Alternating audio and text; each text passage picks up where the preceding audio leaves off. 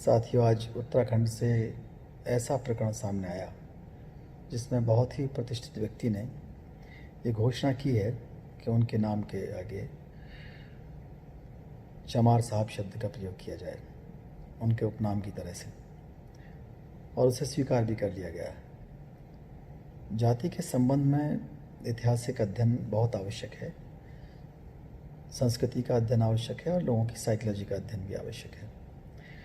इसमें जल्दबाजी करके लोग कुछ नया करने के चक्कर में इस तरह की बात कर जाते हैं, लेकिन इसको समझना बहुत आवश्यक है। जाति उपजाति पर गर्व नहीं किया जा सकता। जाति एक तरफ उत्पीड़कों के हाथ में हथियार है, दूसरी तरफ पीड़ित के लिए हथकड़ी है, बेड़ी है, उसके मुंह पर लगा हुआ ताला है। जाति और उपजाति पर जब गर्व करते हैं तो इसका फ़ायदा शोषण करने वालों को होता है, उन्हें मजबूत करता है।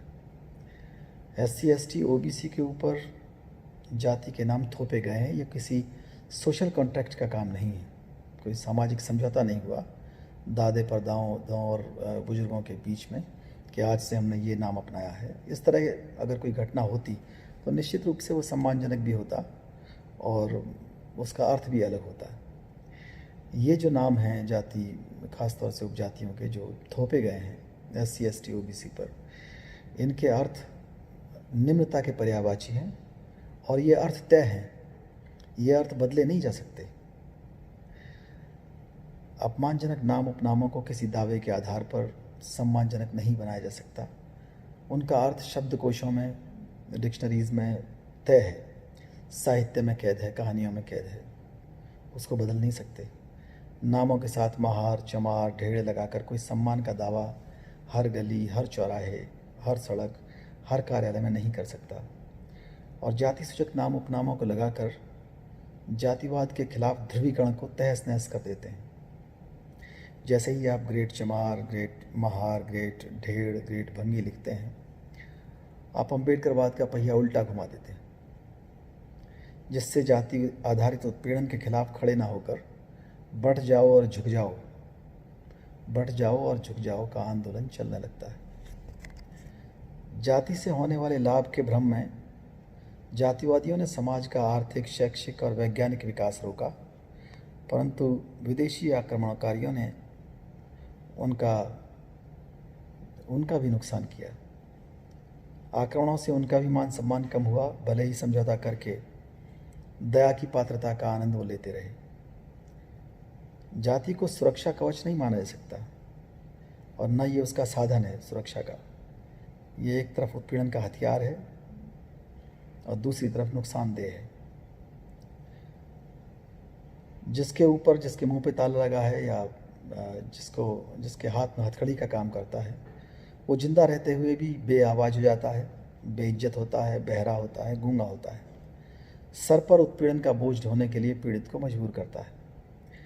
एक अलग पहचान बनता है ताकि लोग और उससे सावधान रहें। बहुत पहले ये नहीं हुआ करता था, लेकिन लगभग 50-60 साल पहले से एक आंदोलन की तरह से लोगों ने इसको अपनाया और सबसे ज़्यादा इसको अपनाने वाले SC ST OBC के लोग ही रहे।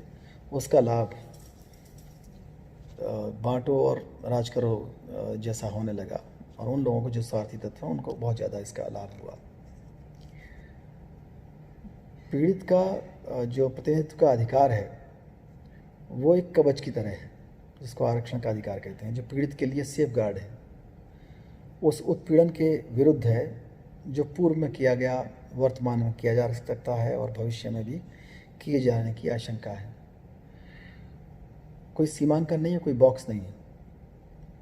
प्रतिनिधित्व का अधिकार दावा व्यक्तिगत, पारिवारिक और सामाजिक उत्पीड़न के खिलाफ कवच है। जो उत्पीड़क के जाति नामक विशेषाधिकार जो एक हथियार का काम करता है, उत्पीड़क इस हथियार को चलाकर जेल जाता है और पीड़ित कष्ट में रहता है। अतः किसी को भी जाति या उपजाति को बनाए रखने में लाभ नहीं है।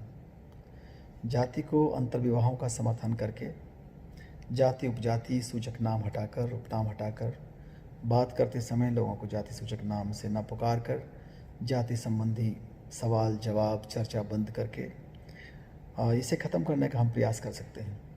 सामाजिक कार्यकर्ताओं को अंतर्विवाह करने वालों को पुरस्कृत करना चाहिए, उनकी आर्थिक सहायता करनी चाहिए, उनकी सुरक्षा में सहायता करनी चाहिए।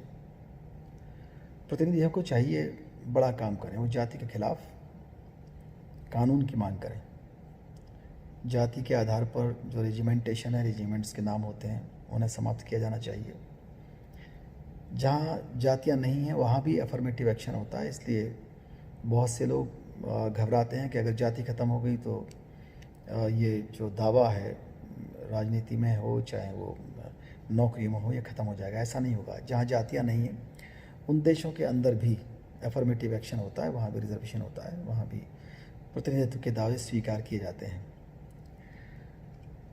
किसी भी तरह से ये तो जाति के आधार पर नहीं है, इसका जो आधार है वो है उत्पीड़न। उस कारण से जिस दिन उत्पीड़न ख़त्म हो जाएगा, जाति ख़त्म हो जाएगी, निश्चित रूप से इस तरह के दावे भी ख़त्म हो जाएंगे। लेकिन उसके लिए आवश्यक है कि इस अभियान में सब लोग शामिल हों कि जाति को ख़त्म किया जाना चाहिए, जाति सूचक नाम बंद होने चाहिए। इसमें विशेष प्रयास की आवश्यकता है सभी लोगों को, ख़ासतौर से वो लोग जो इसका नुकसान जिनको है उनको आगे आना चाहिए और इस तरह के चीज़ें भ्रमित होकर के ना करें कि वो अपने नाम के आगे जाति सूचक उपनाम लगा करके एक बहुत बड़ा आंदोलन जो है जिसको अम्बेडकरवाद का आंदोलन कहते हैं उसको ख़त्म करने के चक्कर में उसको ये लोग उल्टा पहिया कर रहे हैं। ये स्वीकार्य नहीं है समाज को, और ख़ास तौर से इंटेलेक्चुअल्स को जिन्होंने अम्बेडकरवाद का अध्ययन किया है वो इसको कतई स्वीकार नहीं कर सकते। यह आपत्तिजनक है। धन्यवाद।